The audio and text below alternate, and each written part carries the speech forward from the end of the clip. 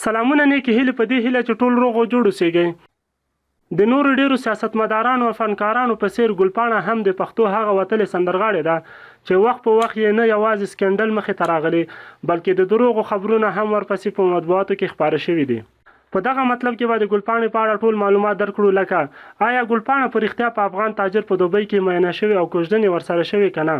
آیا ګلپاڼه په رښتیا واده کړی؟ ګلپاڼه کله او په څه ډیره خفه شوې ده؟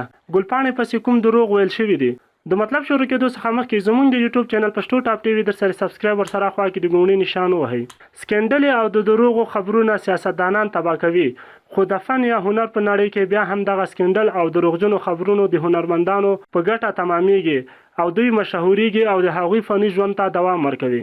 د نورو ډیرو سیاستمدارانو او فنکارانو په څیر ګلپاڼه هم د پښتو هغه وتلې سندرغاړې ده چې وخت په وخت یې نه یوازې سکینډل مخې ته راغلی بلکې د دروغو خبرونه هم ورپسې په مطبوعاتو کې خپاره شوي دي. دغو د دروغو خبرونو او سکینډلو کې په وختي توګه ګلپاڼه د خفګان سره مخ کړې، خو په عمومي توګه یې د هغې په لا مشهورتیا کې یو مهم نقش او رول لوبولی دی. وایس اف امریکا ډیوه سره خبرو کې د پښتو دغه پیغلې تعلیم یافته سندرغاړې ګلپاڼه وویل: زما متعلق په میډیا به هسې خو ډېرې سکینډلې او د دروغو خبرو مخې ته راغلي وي، خو په دې کې ځینې خبرونه او سکینډلې داسې هم دي چې زه او زما فامیل یې ډېر خفه کړي او پریشانه کړي دي.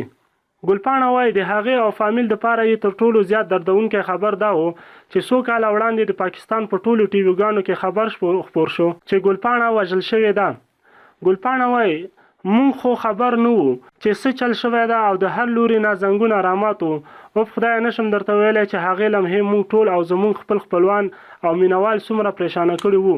د ګلپاڼې د ژوند د سکینډلو نه یو مهم سکینډل دا و چې په اکتوبر کال 2014 میلادي کې پسې په پاکستاني مطبوعاتو کې خبر خپور شو چې ګلپاڼې دوبی کې په یو میشت لوی افغان کاروباري شخصیت باندې زړه بایللی او هغه سره یې رشته شوې ده.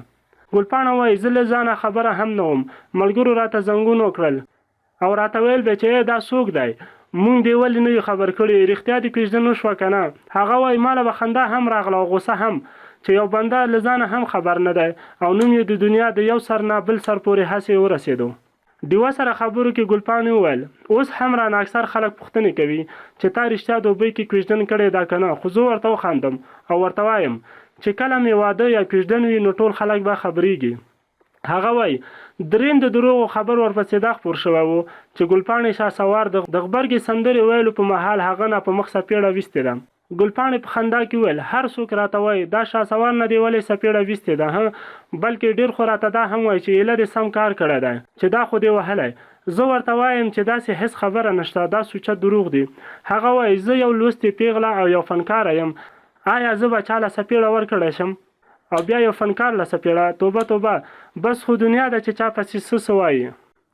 ګلپاڼه وایي په دغو سکینډلو او دروغو خبرونو اوس هېڅ غوږ نه ګروي او یوازې د خپل کار سره کار لري.